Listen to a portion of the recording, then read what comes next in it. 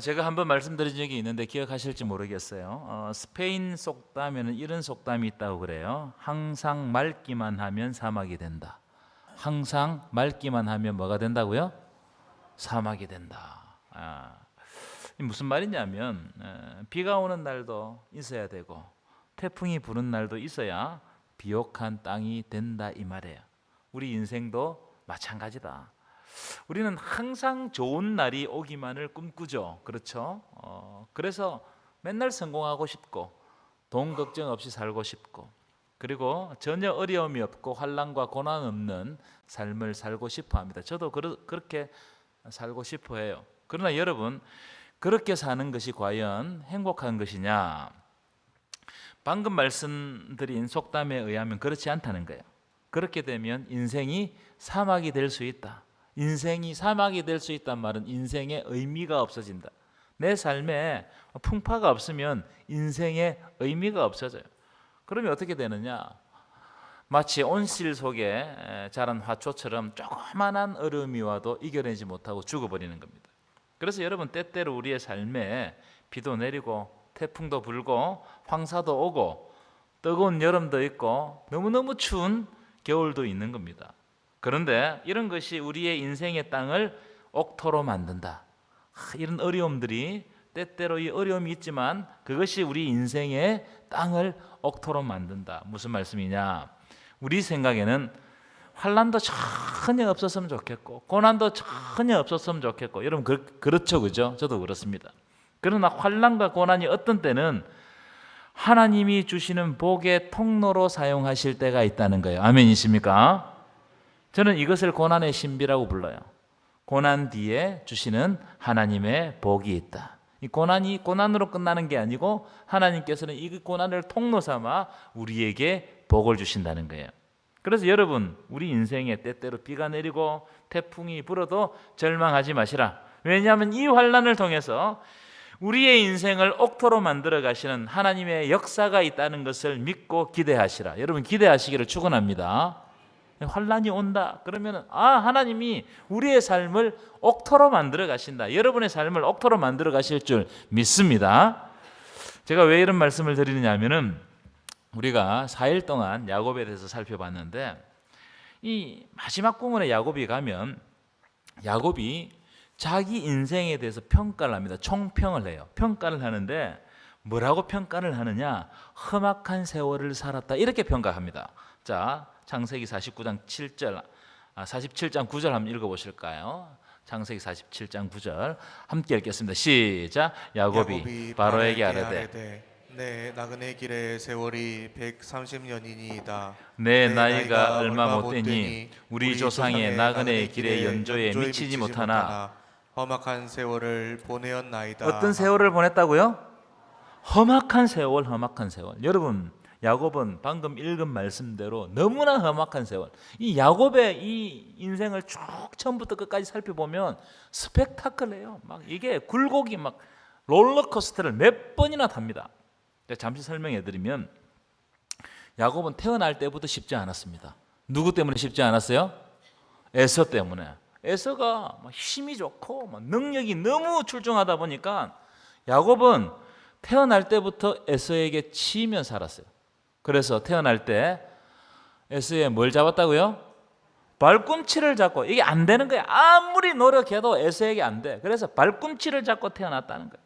그래서 야곱이 에서를 한번 이겨먹으려고 어떻게 하느냐? 아버지를 속이고 형을 속이고 어머니와 짜고 어떻게 했다고요? 에서가 받을 축복을 가로챕니다. 근데 에서는 거친 사람이거든. 에서는 이 들 사람, 상냥한 사람이에요. 그래서 에서가 가만히 있겠어요? 아니 가만히 있겠어요? 야곱을 죽여버리려고 그랬어요. 아버지 곡할 날이 다가왔다. 아버지 곡할 날이 다가왔다 무슨 말입니까? 아버지 죽으면 니도 죽는다 이 말이에요. 그래서 어떻게 합니까? 어쩔 수 없이 이 에서를 피해 가지고 먼 하란 900km나 되는 하란 땅으로 도망갑니다. 거기에 외삼촌이 있거든요. 이 외삼촌을 만나러 간 겁니다. 근데 20년 동안 외삼촌 집에 살았거든요. 그런데 외삼촌 집에 갔더니 이번에는 외삼촌 라반이 20년 동안 야곱을 어떻게 했다고요? 속여 먹는 거예요. 그래서 제가 지난번에 말씀드리면서 쓰레기차 피하려고 도망갔더니 어디로 갔다고요? 똥차를 만났다는 거예요. 그런 격입니다. 자, 이런 것을 보면 인생이 참 쉽지 않아요. 내 생각대로 인생이 안 풀린다. 여러분 생각대로 인생이 풀려요, 안 풀려요? 아이고, 너무 크게 이야기하지 마세요. 내 생각대로 인생이 잘 안 풀립니다. 그런데 이 외삼촌이 이게 참 이 야곱보다 더 사기꾼인 거예요. 그래서 이 야곱이 외삼촌 밑에서 살아남기 위해 저 별짓을 다 해요. 너무너무 뭐 엄청난 고생을 합니다. 고생하고 나중에 외삼촌이 안 놔주니까 어떻게 하느냐, 탈출합니다. 그것도 탈출하는데 정말 외삼촌이 따라오고 막 잡으러 오고 도망가고 탈출해요. 탈출해가지고 겨우 탈출해서 갔는데 이번엔 누가 기다리죠? 에서가 약복강에서 기다리는 거예요. 군사 400명을 데리고 죽이러 온 겁니다. 그래서 약복강을 건너지 못하고 하나님 사자 잡고 밤새도록 씨름하고 그 결과로 하나님께서 에서의 마음을 돌려주심으로 극적인 화해가 일어나요. 이 롤러코스터를 막 야곱이 타요. 그 이후에도 이 야곱의 삶이 평탄하지 못합니다. 자기 딸 디나가 강간당하죠. 강간당하니까 그 레위와 시몬이 그 강간한 족속을 다 죽여버리잖아요. 그러니까 그 옆에 족속들이 가만두겠어요? 그래서 또 도망갑니다. 또 도망가. 그래서 야곱의 인생을 한마디로 말하면 도망자 인생입니다. 도망가고 또 도망가고. 그 이후에는요, 자기가 가장 사랑하는 아들 요셉이 죽습니다. 자기 입장에서는 죽은 거예요. 형들이 죽었다고 보고를 했기 때문에. 그리고 극심한 그 기근이 와가지고 굶어 죽을 뻔했습니다. 야곱 가문이 다 굶어 죽을 뻔했어요. 그래서 이런 인생을 쭉 거치고 난 다음에 야곱이 자기 인생을 총평하는데 뭐라고 총평했다고요? 험악한 세월을 살았다. 험악한 세월. 여러분, 우리의 삶을 총평해 보면 험악한 세월을 살았어요. 여러분 동의하십니까? 참 우리는 험악한 세월을 삽니다. 자, 그런데 여러분, 야곱이 험악한 세월을 살았다고 해서 야곱이 그 험악한 세월 가운데 저주받고 그냥 끝나버렸는가? 그렇지 않다는 거예요. 성경을 보면 야곱이 또 살아나고 그래요. 아까 앞에서 인생은 비가 오는 날도 있고 바람 부는 날도 있고 태풍이 오는 날도 있어야 비옥한 땅이 된다고 그랬죠. 야곱의 인생도 마찬가지였다. 야곱이 험악한 세월을 살았지만 하나님은 험악한 세월을 산 야곱을 어떤 사람으로 만들어 가시느냐? 오늘 본문을 보니까는 축복의 사람으로 만들어 가신다. 야곱이 어떤 사람으로 연걸어 가느냐? 축복의 사람으로 연걸어 가는 거예요. 험악한 세월을 살고 처음에는 사기꾼 같은 이 야곱이 하나님께서 다듬으시고 하나님께서 만지셔서 축복의 사람으로 만들어 가시더라. 그러니까 여러분, 야곱은요 순전히 하나님의 작품입니다. 여러분, 우리는 하나님의 작품임을 믿습니까? 우리 하나님의 작품이에요. 하나님은 지금도 우리를 다듬으시는 거예요. 고난 가운데서 다듬으시는 거예요. 우리의 모난 부분을 깨시는 거예요. 그래서 하나님께서 원하시는 사람으로 만들어 가시는 거예요. 그때 참 힘들어요. 왜냐하면 우리가 하나님의 그 함량 미달이잖아요. 근데 그걸 만들려고 하면 우리가 얼마나 힘들겠어요. 여러분, 창세기를 처음부터 쭉 읽어보시면 야곱은 그 인생에서 세 가지 정체성을 가지고 삽니다. 야곱의 인생에는 세 가지 정체성이 있습니다. 첫 번째, 야곱은 야곱의 이름대로 남을 속이는 인생을 살았어요. 그렇죠? 우리가 4일 동안 앞에서 살펴봤지만 야곱은 이름대로 속이는 자, 사기꾼, 뒤통수를 치는 사람, 그런 사람이었습니다. 이것이 첫 번째 야곱의 정체성이었습니다. 그런데 야곱이요, 이 정체성을 가지고 성공합니까? 성공하지 못합니까? 성공하지 못해요. 이 정체성을 가지고 살았을 때 야곱은 철저하게 실패합니다. 하나님께서 무너뜨려요. 그렇게 성공하면 안 되거든요. 하나님께서 무너뜨립니다. 그래서 두 번째 야곱의 정체성이 뭐냐면 따라합시다. 이스라엘. 하나님께서 다른 이름을 주시는 거예요. 이스라엘. 하나님은 사기꾼 야곱을 이스라엘로 빚어가시는 겁니다. 여러분, 이스라엘이라는 말은 제가 지난 시간에 말씀드렸지만 이스라엘이라는 영적인 의미는 세상적인 방법을 내려놓고 하나님 붙들고 씨름할 때 하나님이 그 사람을 승리자로 만들어 가신다는 거예요. 그러니까 여러분, 이스라엘이 뭡니까? 하나님과 겨루 이겼단 말인데 이건 진짜 우리가 하나님과 싸워서 이겼단 말이 아니고 하나님께서 우리를 승리자로 만들어 가신다는 겁니다. 여러분, 하나님께서 여러분들을 승리자로 만들어 가시는 줄 믿습니다. 그래서 야곱이요, 하나님의 사자와 씨름할 때, 목숨 걸고 씨름할 때 하나님께서 에서의 마음을 돌려주시는 거예요. 그리고 다리를 절고 그 약복강을 건널 때 해가 탁 떠오르면서 하나님의 얼굴이 야곱의 삶을 쫙 비춰주셨다. 그래서 야곱이 패배자가 아니고 승리자로 거듭나는 거예요. 그렇기 때문에 어제 말씀에 우리도 하나님 붙들고 씨름하라. 따라합시다. 하나님 붙들고 씨름하라. 하나님 붙들고 씨름하라. 세상적인 것 붙들고 씨름하지 말고 하나님 붙들고 씨름하라. 오늘 여기에 참석하신 모든 분들 그리고 청년들 하나님 붙들고 씨름하시길 축원합니다. 여러분의 인생을 하나님께 맡기고 하나님 붙들고 이 좋은 시절에 하나님과 동행하는 저와 여러분 되시기를 간절히 축원합니다. 세 번째 야곱의 정체성이 뭐냐 한번 따라합시다. 축복하는 사람. 축복하는 사람. 세 번째 야곱의 정체성은 축복하는 자였어요. 자, 이 축복하는 자에 대해서는 창세기 47장부터 49장까지 아주 길게 기록되어 있습니다. 이 47장부터 49장에는 야곱이 축복에 세 번이나 축복하는 장면이 나옵니다. 여러분, 축복하는 사람이 복된 사람인 줄 믿습니다. 축복하는 사람이 복된 사람이에요. 이 47장에 보면 야곱이 아들 요셉을 만나러 애굽에 갔다가 왔는데 요셉이 야곱을 바로 애굽의 왕 바로에게 소개를 시켜줍니다. 여기서 야곱이 뭘 하느냐? 야곱이 바로를 축복해요. 바로를. 여러분, 바로는 그 당시 세계를 다스리는 사람 아니겠습니까? 그런데 야곱이 바로를 축복합니다. 바로가 야곱을 축복했던 게 아니고 야곱이 바로를 축복했다고 기록하고 있어요. 이건 놀라운 일입니다. 제가 여러분들에게 물어볼게요.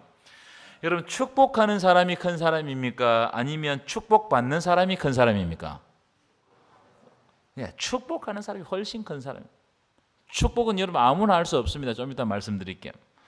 야곱이 험악한 세월을 살았지만 하나님이 야곱에게 축복권을 주셨다고 생각해요. 축복권.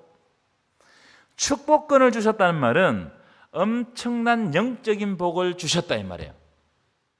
여러분, 우리는 축복할 수 있는 사람들이에요. 그러면 하나님께서 우리에게 복을 주셨다는 거예요. 여러분, 아무나 축복하는 게 아니에요. 이 축복이 쉬운 게 아닙니다. 오늘 가가지고 여러분 축복해 보세요. 축복의 말이 나오나? 축복권이 없으면 하나님께서 복을 주지 않으면 마음대로 축복할 수가 없습니다. 야곱은 바로를 축복했고 오늘 본문에 보면 요셉의 아들 에브라임과 므낫세를 축복하는 장면이 오늘 본문이고, 그리고 49장에 가면요 야곱이 12아들들을 다 축복하는데 어떻게 축복하느냐 하면은 이 12아들의 삶과 비전과 특성과 그들이 어떻게 살았는지를 다 종합해 가지고 축복해요. 그들에게 꼭 맞게 축복합니다. 여러분, 이렇게 12아들이 있지만 그 아들의 삶과 비전과 그들이 어떻게 살았는지 이런 것을 다 종합해 가지고 축복하는 거, 이거 굉장히 어려워요. 여러분, 축복할 수 있는 사람은 신령한 영성이 있어야 됩니다. 야곱은 아마 이런 신령한 영성이 쌓였던 것 같아요. 그래서 축복할 수 있는 사람이 되었다는 것은 하나님 앞에서 어마어마한 영성을 쌓았다, 저는 그렇게 봅니다. 나중에 보니까 이 역사 속에서, 이 성경 속에서 쭉 보면 야곱이 축복한 그대로 이루어집니다. 그러니까 여러분, 야곱이 얼마나 신령한 사람이냔 말이에요. 자, 그럼 야곱이 왜 축복하는 사람이 되었느냐? 저는 한 가지 이유라고 생각해요. 한 가지 이유. 그 이유는 야곱이 그 험악한 세월 중에서도 하나님을 놓지 않고 끝까지 하나님을 붙드는 삶을 살았기 때문에 그가 비로소 축복하는 사람이 되었다. 그 이유 말고는 다른 이유가 없다고 생각해요. 그가 위기의 순간마다 다른 게 붙들지 아니하고 하나님을 붙들었어요. 베델에서 만나주신 하나님을 야곱이 항상 기억하고 그분을 끝까지 붙들고 하나님 붙들고 씨름하고 기도하고 하나님께 응답을 구했던 사람이 바로 야곱이었다. 그래서 여러분, 야곱처럼 영적인 욕심이 좀 있어야 돼. 영적인 야성이 좀 있어야 돼. 하나님 붙들고 끝까지 씨름하고 축복하지 아니하면 놓지 않겠다는 그런 각오와 결단으로 하나님 앞에 나아갈 될 필요가 있다는 거예요. 믿으십니까? 자, 3절인데요. 3절을 읽어볼 텐데 이 3절 말씀은 어떤 상황 가운데서 나온 말씀이냐면 이제 야곱이 늙고 병들어서 움직일 수가 없는 거예요. 침상에 누워있어요. 침상에. 그런데 요셉이 자기의 두 아들을 데리고 옵니다. 므낫세와 에브라임을 데리고 왔다는 소식을 듣고 야곱이 힘을 내어가지고 이제 침상에서 일어나가지고 요셉에게 자기의 말을 전하는 거예요. 3절. 자, 3절입니다. 한번 읽어볼까요? 시작. 요셉에게 이르되 이전에 가나안 땅 루스에서 전능하신 하나님이 내게 나타나사 복을 주시며 지금 야곱이 요셉에게 딱 하면서 첫 마디가 뭐냐면 루스를 언급합니다. 루스. 하나님이 루스에서 나에게 나타나셔서 복을 주셨다. 이 가나안 땅 루스는 베델을 지칭하는 다른 이름입니다. 베델. 자, 창세기 28장 19절 띄워 보실까요? 여기 보시면 베델의 원래 이름이 루스였어요. 루스. 여러분, 베델이 어떤 장소입니까? 베델은 야곱에게 있어서는 너무나 특별한 장소입니다. 베델. 이 야곱이 형을 속이고 축복을 가로챘는데 형이 가만두지 않죠. 그래서 형의 분노를 사가지고 도망합니다. 급하게 도망했어요. 아무것도 가지지 못한 채 빈손으로 도망하다가 그 노상에서 밤을 만나버립니다. 제가 첫 번째 시간에 말씀드렸잖아요. 그렇죠? 그 장소가 베델이 베델. 그런데 그 밤에 혼자 밤을 지내는 야곱에게 하나님께서 나타나시는 거예요. 야곱은 이제 자기가 단절됐다고 생각했어요. 이제 자기 인생 끝났다고 생각했어요. 그런데 그 밤에 하나님께서 야곱을 찾아주시고 베델에서 만나 주셨다는 거예요. 여러분, 우리 하나님은 이상하게도 우리 인생에 해가 졌을 때, 밤을 만났을 때, 우리가 고독할 때, 우리가 절망할 때, 우리가 아플 때, 우리가 고달플 때 하나님의 역사를 경험하게 하실 때가 많아요. 왜냐하면 그때 비로소 하나님을 발견하기 때문입니다. 여러분, 우리 인생에 날씨가 쨍쨍하고 맑고 아무 어려움이 없고 이러면 우리가 하나님께 별로 관심이 없다 이 말이에요. 그러나 내 인생에 밤이 찾아오고 환란이 찾아오면 의시할 데가 없잖아요. 그러면 누구를 향해서 우리가 관심을 가지게 되느냐 하면 하나님의 존재에 대해서 주목하는 거예요. 그러다 보면 하나님께 주목하다 보니까 하나님께서 내 삶 가운데 어떻게 행하시는지를 경험하고 알게 되는 거예요. 이게 하나님의 방법입니다. 그래서 여러분, 잘 나갈 때는 예수 잘 안 믿어요. 그런데 내 인생에 내가 알지 못하는 그런 일들이 막 찾아오면 정말 무릎 꿇고 하나님께 매달릴 수밖에 없어요. 그때 하나님을 만나는 거예요. 그래서 야곱이 그때 뭐라고 이야기하느냐, 어떻게 고백하느냐. 자, 창세기 28장 16절 보실까요? 창세기 28장 16절. 우리 한번 읽어보겠습니다. 시작. 야곱이 잠을 깨어 이르되 여호와께서 과연 여기 계시거늘 내가 알지 못하였도다. 지금 하나님이 내 삶과 함께 계셨는데 내가 이것을 깨닫지 못했다. 야곱은 지금 자기에게 있는 이 모든 상황이 밤이고 모든 사람들에게 버림받고 단절되었다고 생각했는데 하나님은 그 밤에 야곱에게 역사하시고 약속하시고 함께 해주시더라는 거예요. 이 하나님을 야곱이 평생 굳게 붙들었다. 그래서 야곱이 그 하나님을 붙들므로 말미암아 점점 훈련되어서 지금 어떻게 성장하고 어떻게 이 영적 지평이 넓어졌느냐 하면은 축복하는 사람이 되었다는 거예요. 축복하는 사람. 이게 야곱의 결론입니다. 야곱의 마지막 결론이 뭐냐? 야곱은 축복하는 사람. 여러분, 신앙은요, 한번 반짝하고 그만두는 게 신앙이 아니에요. 신앙은 내 삶의 위기 속에서도 끝까지 하나님을 신뢰하는 것이 신앙인 줄 믿습니다. 믿습니까? 신앙은요, 끝까지 하나님 붙드는 거예요. 어떤 때는 하나님이 이해가 안 될 때가 있어요. 그럼에도 불구하고 하나님을 붙드는 거예요. 그래서 야곱처럼 하나님을 끝까지 신뢰하는 세월이 쌓이고 또 쌓이고 어떤 때는 실패하고 넘어지고 무너지고 그런데 또 하나님을 신뢰하고 그 신뢰가 하나님의 신뢰가 또 쌓이고 쌓일 때 그때 비로소 축복하는 사람이 되는 거예요. 축복하는 사람은요, 이 하나님을 향한 경험이 풍부해진 사람이 드디어 축복하는 겁니다. 자, 그런 의미를 가지고 16절 한번 읽어볼까요? 16절 오늘 본문인데요. 함께 읽겠습니다. 시작. 나를 모든 환난에서 건지신 여호와의 사자께서 이 아이들에게 복을 주시오며 이들로 내 이름과 내 조상 아브람과 이삭의 이름으로 칭하게 하시오며 이들이 세상에서 번식되게 하시기를 원하나이다. 자, 야곱이 자기 손자들에게 어떻게 축복하느냐? 이렇게 축복합니다. 나를 모든 환난 가운데서 건지신 여호와께서 이 아이들에게 복을 주시기를 원한다는 거예요.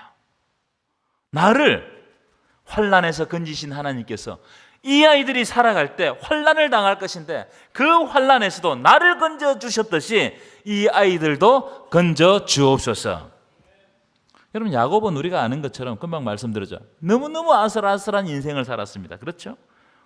저도 제 인생을 돌아보면 너무나 아슬아슬한, 이 잘못 디디면 정말 천길 낭떠러지로 떨어질 수밖에 없는 그런 길들을 우리가 걸어왔습니다. 험악한 세월을 산단 말이에요. 그러나 그 위기 때마다 하나님이 야곱을 구원해 주셨다는 거예요. 야곱을 구원해 주셨듯이 여러분도 구원해 주시는 줄 믿습니다. 그래서 내 모든 환난에서 건지신 여호와의 사자께서 이 아이들에게도 복을 주시기를 원한다. 여러분의 자녀들을 위해서 이렇게 축복해 주십시오. 오늘 집에 가면 당장 축복 기도해 주십시오. 내 모든 환난에서 건지신 여호와께서 이 아이들에게도 복 주시기를 원한다는 거예요. 여러분, 나의 환난 가운데 역사하셨던 하나님이 우리 자녀들에게도 역사해 주실 줄 믿습니다. 이런 복이 여러분들에게 임하기를 간절히 축원합니다. 여러분, 복 중에 가장 큰 복이 뭐냐? 제가 생각할 때 누구든지 환난을 당하고 고난을 당할 것인데 그럼에도 불구하고 그 고난과 환난을 하나님과 동행하면서 돌파하는 것이 가장 큰 복인 줄 믿습니다. 믿습니까? 여러분, 이런 복을 달라고 하나님께 기도하셔야 돼요. 여러분, 돈 달라고 기도하지 마시고 우리의 자녀들이 내가 이 고난을 돌파하게 하는 그런 믿음을 달라고 기도하셔야 돼요.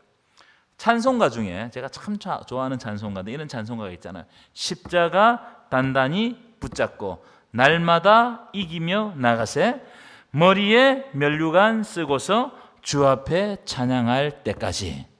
아멘이세요? 여러분, 십자가를 단단히 붙잡는 것이 이게 쉽지 않아요. 이게 고난이고 환난 아니겠습니까? 주님 따라가는 거 이게 쉬운 일이 아닙니다. 그러나 주님 따라가면 주님께서 우리에게 승리를 주실 줄 믿습니다. 그래서 십자가 단단히 붙잡고 주님과 함께 날마다 이기며 나가자는 거예요. 여러분, 주님과 함께 날마다 이기시기를 축원합니다. 주님과 함께 나가면 내가 이기는 게 아니에요. 주께서 이기게 하십니다. 어제 말씀드렸잖아요. 하나님께서 우리에게 승리자로 만들어 주신다는 거예요. 이 승리의 경험을 많이 쌓는 사람이 축복하는 사람이 될 수 있어요. 그래서 여러분, 예수님과 함께 환난 가운데서도 이기는 경험을 많이 쌓아야 돼요. 이기는 경험. 지는 경험을 하지 말고 예수님과 함께 십자가 단단히 붙잡고 예수님께서 주시는 그 승리의 경험들을 우리가 조금씩 쌓아가야 될 필요가 있다는 거예요. 저는 제가 어려울 때 날마다 저에게 전화해가지고 기도해 주시면서 울어주신 목사님이 계세요. 제가 어려울 때 참 그 어려운 시절에 그 목사님이 전화하셔가지고 저를 위해서 울어주시고 축복해 주신 목사님이 계십니다. 지금도 며칠에 한 번씩 저에게 전화해 주세요. 전화해가지고 제 안부를 묻고 마지막에 제가 기도해달라고 소리도 안 하는데 기도해 주세요. 그냥 기도 막 해. 그 자리가 어떤 자리든지 기도해 주십니다. 어떤 때는 제가 어려운 자리에 있을 수 있잖아요. 그죠? 기도를 못 받을 만한 자리에 있을 수 있잖아요. 그러면 막 제가 안절부절해요. 근데 요즘에는 그 기도가 너무 그리워요. 그 기도를 한번 받고 나면 마음이 평안해지고 또 하나님께서 새 힘을 팍 부어주십니다. 얼마나 기쁜지 몰라요. 여러분에게 그렇게 며칠 만에 전화해가지고 축복해 주시는 분이 있습니까? 그런 사람을 만드세요. 없으면 저를 찾아오세요. 목사님, 기도해 주세요. 기도해 드리겠습니다. 영적 위안이 됩니다. 여러분, 우리에게 이게 우리가 살아가는 힘이 우리가 세상적인 힘 의지해서 살아가는 게 아니잖아요. 하나님이 주시는 힘을 의지해서 살아가는 거잖아요. 그죠? 영적인 힘을 받아야 된다. 영적인 힘을. 여러분, 기도할 때 돈 많이 주는 사람을 만나게 해달라고 그런 기도하지 마십시오. 나를 성공시키는 사람 만나게 해달라고 그런 기도하지 마십시오. 무엇을 위해서 기도해야 되느냐? 하나님, 나를 위해 함께 울고 함께 기뻐하는, 그래서 나를 진정으로 축복하는 사람을 만나게 해달라고 기도하시기를 축원합니다. 그런 사람이 있어야 돼요. 하나님은 나를 위해 축복하는 사람들의 기도를 들으시고 그 축복이 나에게 해당되면 그 축복이 복이 되게 하실 줄 믿습니다. 그래서 나를 가장 잘 알고 야곱처럼 축복하는 사람이 있으면 그것보다 행복한 거 없어요. 여러분, 지금 부모님들께 제가 제안 드리고 싶습니다. 여러분들이 그런 사람이 되셔야 돼요. 여러분들에게 하나님께서 축복의 권을 주신 줄 믿습니다. 그래서 오늘 가시면 당장 기도해 주세요. 하나님, 야곱을 복을 주시고 야곱의 환난 가운데 지켜주셨던 하나님께서 우리 아이들에게도 복을 주셔서 저들이 환난 가운데서도 이기고 극복하고 십자가 단단히 붙잡고 하나님 따라가는 귀한 백성들 되게 하여 주옵소서. 그렇게 기도하면 하나님께서 우리 아이들의 길을 열어가실 줄 믿습니다. 제가 애들을 키우다 보니까 사실 애들 키우고 그들을 위해서 기도하면서 그들이 참 하나님의 뜻대로 자라가게 하는 거 이게 쉬운 일이 아니더라고요. 왜냐하면 이 애들이 생물이잖아요. 지 마음대로 합니다. 지 마음대로. 그래서 우리가 하나님께 맡기는 겁니다. 하나님께 맡기고 기도하고 축복하고. 그래서 우리가 하나님 안에 있다는 이것을 계속해서 전달해 줘야 됩니다. 우리가 할 수 있는 게 별로 없습니다. 부모된 여러분들은 오늘 당장 가셔서 내가 축복하는 사람이다. 하나님께 축복권을 받았다. 그래서 축복 기도해 주십시오. 여러분이 기도한 대로 하나님께서 역사하시면 그 아이들이 커갈 줄 믿습니다. 결론입니다. 야곱은 속이는 자, 사기꾼으로 출발했어요. 그렇죠? 그런데 그의 마무리가 어떻게 마쳤느냐? 축복하는 사람으로 마치는 거예요. 여러분도 마지막 순간에 내가 어떤 사람으로 남게 될까? 이걸 꼭 고민하십시오. 축복하는 사람으로 남기를 축원합니다. 그래서 저 어른한테 갔더니 참 저 어른은 우리에게 좋은 말 해주셨고 하나님의 말씀을 들려주셨고 우리에게 축복하는 기도를 해주셨다고. 그런 사람이 될 때 내 삶 가운데 하나님께서 큰 열매들을 맺어가실 줄 믿습니다. 이런 은혜가 여러분 삶 가운데 넘쳐나기를 간절히 축원합니다.